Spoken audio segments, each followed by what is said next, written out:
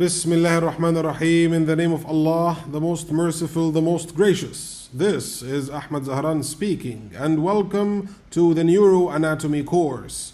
And today is the introduction to brain anatomy.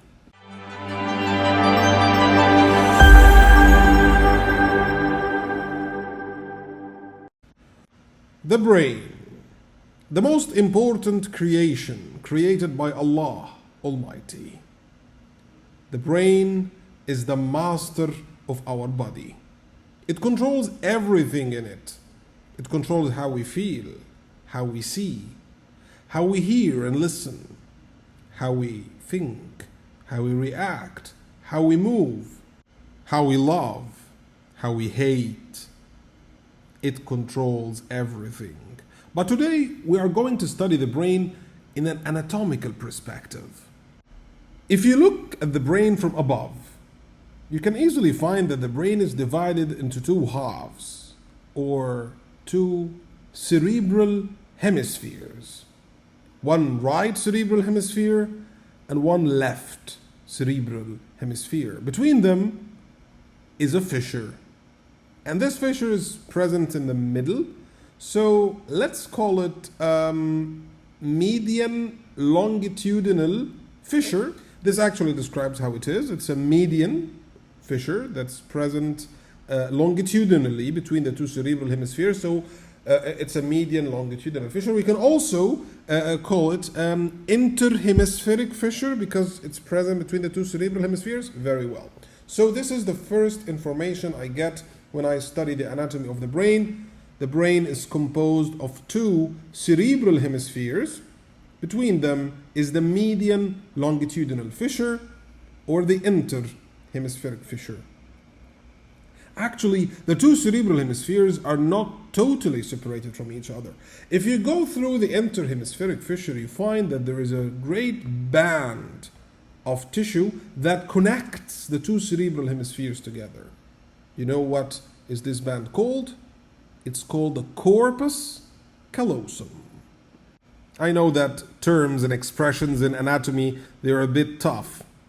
Well, actually, the word tough in Latin is callosum. And the word corpus is body. So, corpus callosum is actually the Latin translation of a tough body. And this is what connects the two cerebral hemispheres together. There is a tough body present between the two cerebral hemispheres connecting them together, and it's called the corpus callosum. The corpus callosum. So, the brain is composed of two cerebral hemispheres. Between them is the median longitudinal fissure or the interhemispheric fissure, and the two cerebral hemispheres are actually connected together via the corpus callosum. Let's have a look at the brain from one side. Let's see the lateral surface of the brain. If you look at the brain from the lateral surface, you find that it's not a plane surface. It's actually wavy. There are lots of elevations and depressions on the lateral surface of the brain, like the troughs and crests of the waves. Let me tell you the story of these troughs and crests. When the brain was developed embryologically, after the formation of the cerebral vesicles and the formation of the telencephalon that was then going to develop to the cerebral hemispheres, the surface of the brain becomes full of neurons. In order to increase the surface area of the cerebral hemisphere to allow it to contain more and more neurons, the surface became more wavy, having elevations and depressions.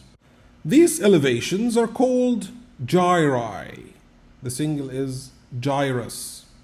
And these depressions are called sulci, and the single is sulcus.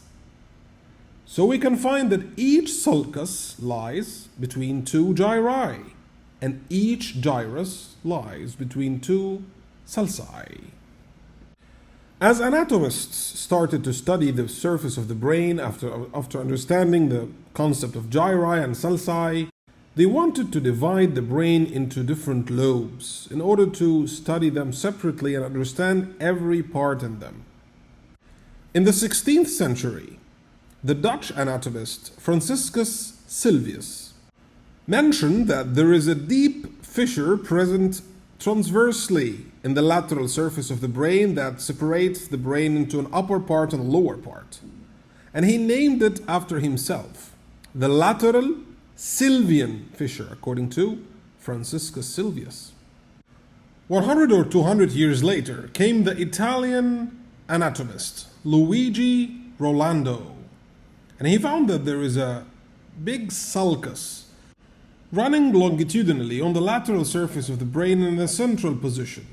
So he called it the central sulcus, and of course he named it after himself, the central Rolandic sulcus of the lateral surface of the brain.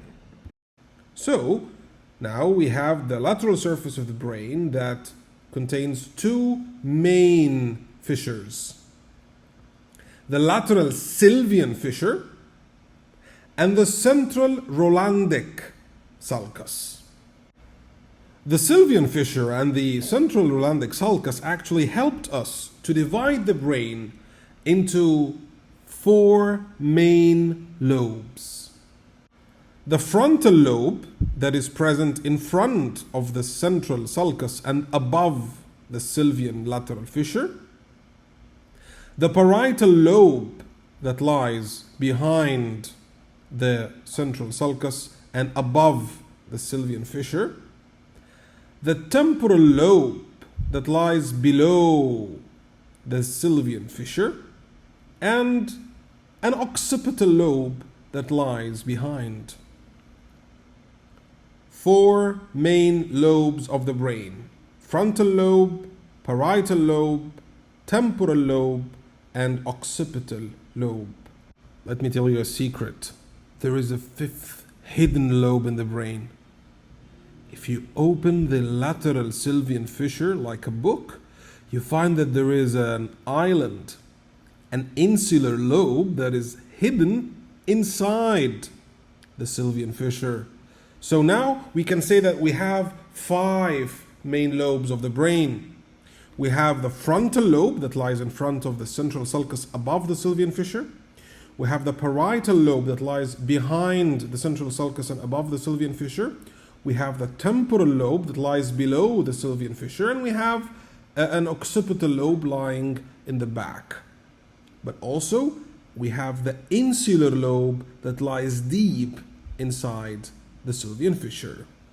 This is what the brain is actually composed of.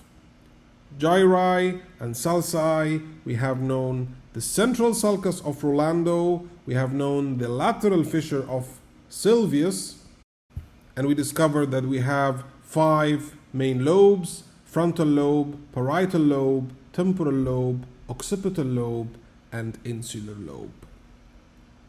This is a very brief introduction to the anatomy of the brain. I hope you do understand it. Wait for the next lecture as we are going to discuss the frontal lobe in details. Don't forget to subscribe and become a member in the Neuroanatomy playlist. Thank you very much. This is Ahmed Zahran.